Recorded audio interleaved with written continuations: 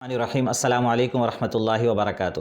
معزز ناظرین کرام، طہارت کے متعلق ایک انتہائی اہم مسئلہ جس کے بارے میں بہت سے دوست احباب نمازی حضرات جو ہیں ایک غلط فہمی کا شکار ہیں کہ جب گیس کے خارج ہونے سے وضو ٹوٹ جاتا ہے، یعنی کہ ہوا کے اخراج سے جب وضو ٹوٹتا ہے تو کیا اس کے بعد دوبارہ طہارت حاصل کرنے کے لیے استنجا کرنا ضروری ہے یا ضروری نہیں ہے؟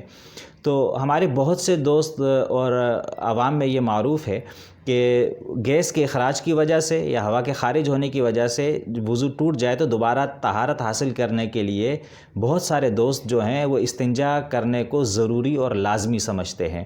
تو معزز ناظرین کرام، یہ بات اچھی طرح ذہن نشین کر لیجئے کہ ہوا کے اخراج سے یعنی گیس کے خارج ہونے سے جب وضو ٹوٹتا ہے تو طہارت حاصل کرنے کے لیے وضو کرنا تو لازمی ہے، ضروری ہے، لیکن استنجا کرنا بالکل بھی ضروری نہیں ہے اور لازمی نہیں ہے۔ اس کی وجہ یہ ہے کہ نجاست دو قسم کی ہوتی ہے، ایک نجاست حقیقی اور ایک نجاست حکمی۔ نجاست حقیقی یہ ہوتی ہے کہ شرمگاہ سے کوئی مادے کا اخراج ہو، نجاست کا اخراج ہو تو اسے نجاست حقیقی کہتے ہیں۔ تو نجاست حقیقی کے خارج ہونے پر شرمگاہ سے جو ہے وہ استنجا کرنا ضروری ہوتا ہے اور لازمی ہوتا ہے، اس کے بعد وضو کیا جاتا ہے۔ لیکن ہوا کے اخراج کو فقہائے کرام نے نجاست حکمی ڈکلیئر کیا ہے، قرار دیا ہے، اور نجاست حکمی کے ہونے سے استنجا کرنا ضروری نہیں ہوتا بلکہ صرف وضو کر لینے سے ہی طہارت حاصل ہو جاتی ہے اور انسان نماز پڑھ سکتا ہے۔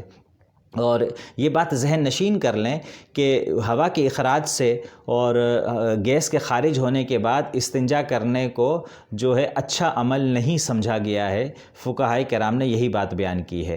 تو اس لیے جب گیس خارج ہو یا ہوا کا اخراج ہو تو استنجا کرنا بالکل بھی ضروری نہیں ہے، آپ صرف وضو کر کے کامل طہارت حاصل کر سکتے ہیں۔ معزز ناظرین کرام، اس ویڈیو کو صدقہ جاریہ سمجھ کر زیادہ سے زیادہ شیئر کیجئے گا، اور محمد ابرار خان یہ میرا یوٹیوب چینل ہے، اس کو سبسکرائب کیجئے، بیل آئیکن کو پریس کیجئے اور اس ویڈیو کو زیادہ سے زیادہ شیئر کیجئے۔ آج کے لیے اتنا ہی، تھینک یو ویری مچ۔ السلام علیکم ورحمۃ اللہ وبرکاتہ۔